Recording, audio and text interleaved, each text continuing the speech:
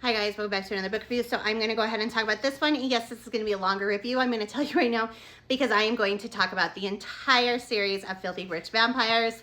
As you see, there's a blank spot on my shelf because I just pulled them down. I did a little quick book review on these. So before I start, I know a lot of people are going to classify these as paranormal romance. To me, they are urban fantasy because it has more than just vampire creatures. Even though this one is just focuses on vampires, there is a lot of other fantasy aspects added in. And if anybody knows, this Filthy Rich Fae is a new release, and it's actually kind of based in the same world. I actually had read that one before I read this one, so when a Fae character was brought up in this one, I was like, no, don't go talk to him. So anyways, that's a really random topic, I know. But anyway, so let's talk about this one. So this is a 4 books. As a whole, I really enjoyed this series. And we know I do not knock books. I never knock books. I'm not going to be somebody who tears books down. That's just not who I am, because reading is subjective. Something I might not enjoy, someone else might enjoy. Something that and there's just, let's be honest, there's going to be days that we are just not going to get into books as much as we would have, say, a week later. Or we're just not feeling, and especially me, I'm a mood reader. That's why I tend to hop so much back and forth between like the dark romance and the emotional romance and the romanticities and then the dark romanticities. Like I really hop around that, and because of that, but also being a mood reader, it means that's, I think, one of the reasons I can't do a whole lot of fluffy romances. But anyways, so this one I'm going to just say, as a whole of the series, I enjoyed it. Now, we're going to talk about individual books. I'm going to straight off tell you, urban fantasy, it is going to start with, and I don't want to give a whole lot away, but I'm just going to say, kind of give an overview of the beginning of the book, and if I can, try to go into the other ones because I really don't want to give things away. The beginning of the book is going to be a relationship, and it is a forbidden romance, and this one is going to be forbidden romance. It's going to be human vampire relationship in the first one. It is going to be a fake relationship. He needs her help because of the fact that his mom wants him to be, you know, getting married and making little vampire babies and whatnot. And he's going to use her as his girlfriend to kind of get out of that. So that's kind of this one's about, and there's a lot more that goes on than that, but I don't want to give too much away because, again, I am not going to spoil a book for you. This one's going to pick up from there. There's going to be a lot of things happening from here to here. That magic is released, magic is saved, magic is given back to the earth. Magic, there's just a lot that goes on. I'm just going to tell you that one. As anybody knows with the series, you're going to have your book one that kind of is heavy on the world building. And book one, I think, really focuses on the relationship and building up the relationship between the main characters, which is Julian and Thea. It really heavily focuses on that. This one kind of focuses on that and kind of tries to overcome, book two tries to overcome some of their challenges. So I guess I can go like this. This one focuses more so on building the relationship and world building.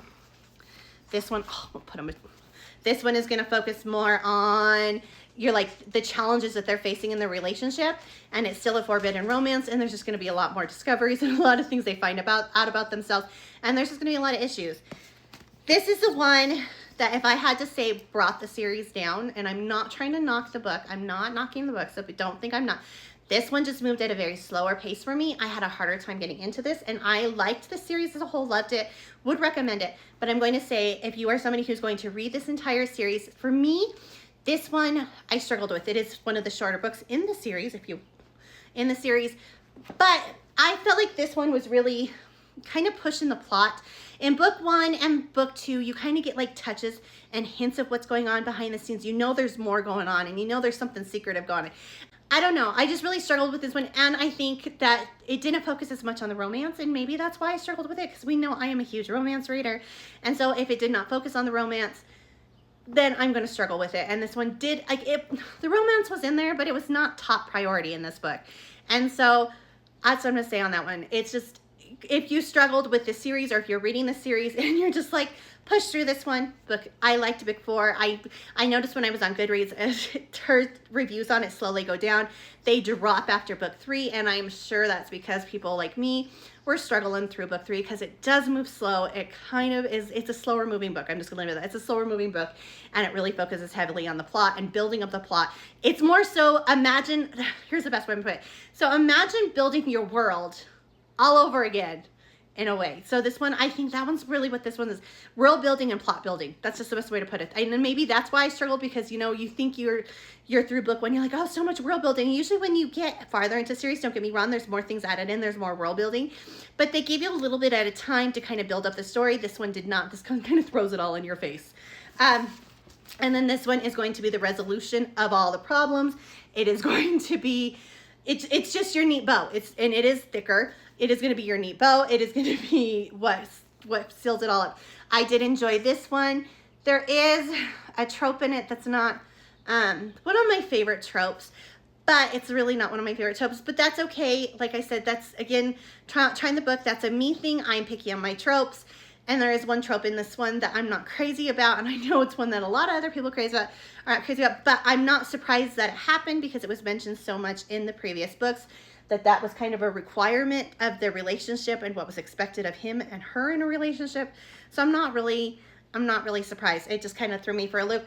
This one, though, I'm going to just say this one focuses heavily on the relationship again, and focuses heavily on magic. And like I said, just puts a neat wrapped little bow on all of the world building that you got from book 3. All the world building that you did, all of it that you had to push through.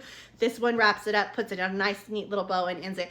Would I recommend this series? Absolutely, 100%. I just want you to know, book 1, amazing. I mean, I rated all of them 5 stars, so that tells you they are good. I did rate them all 5 stars, but with that even being said, like I said, they're all really good. Just remember, book 3 is going to move slower. You're going to have to push through book 3. And I know I hate saying that about any book, because everybody's like, you shouldn't have to push through a book. You should just be able to pick it up. And I'm somebody who doesn't DNF books anyways. So for me, I'm like, oh, just push through it. And I feel that way. There is good parts in book 3 that you don't have to push through, that it's just going to be like, oh, this is so exciting. Flip, flip, flip, flip, flip. But and that's more towards the end of the book. I'm going to be honest with you, that's more towards the end of the book. But most of the book is going to be slower paced. You are going to struggle, and you're just going to be like, what? So as a whole, great series. Would I recommend it? Yes, but just be aware that book 3 is going to struggle.